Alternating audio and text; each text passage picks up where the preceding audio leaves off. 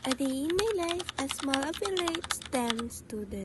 Pagtapos ko ang maligo, may dumating sa akin parcel. Wow! Ayun pala yung bibidyohan ko, tapos lalagyan ko yung yellow basket.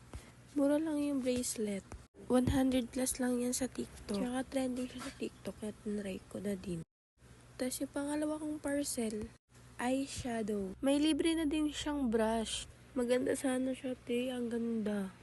Kaso, pagbukas ko, tignan nyo guys. Ang ganda pa naman niya, sayang. Kaso, basag.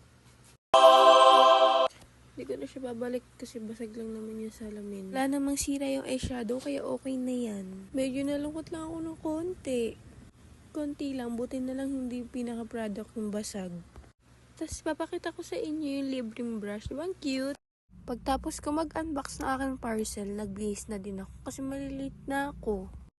Ate ko, magbe-base lang ako pero yung pawis ko ay di pa ako nakakalis ng bahay pero yung amoy ko pag-uwian na. Ewan ko ba bakit napakainiting kong tao. Pagtapos ko mag-base, kumain na din ako. Alangang pumasok ng walang laman yung tiyan. Ang perfect. Mainit na. Nag-makeup pa. Nakamatindi ay malilate na ako.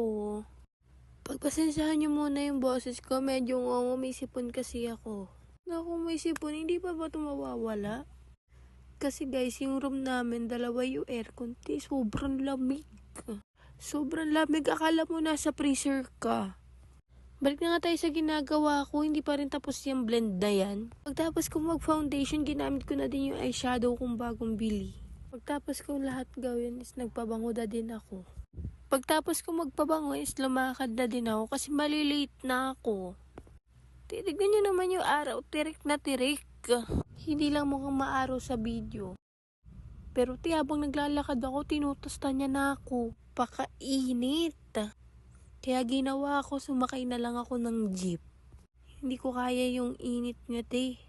Fast forward na sa school na ako niyan. Hindi ako makapag-video ng maayos kasi nahihiya ako. Tapos yan, te, binaba ko na lang yung cellphone ko. Kunyari, hawak ko lang. Pagdating ko sa room, nakita ko yung mga kagrupo ko. Ginagawa na yung reporting namin sa province stats. Nakaklase ko, videoan ko daw sila. Ang kukulit. Recess na pala yan, guys. Bumili lang ako ng tubig, tas umupo na ako. Tapos nakikinig na ako sa lesson ni sir. Pagtapos nun, uwian na. Ay, ang pinakaginintay ko. See you tomorrow. Bye!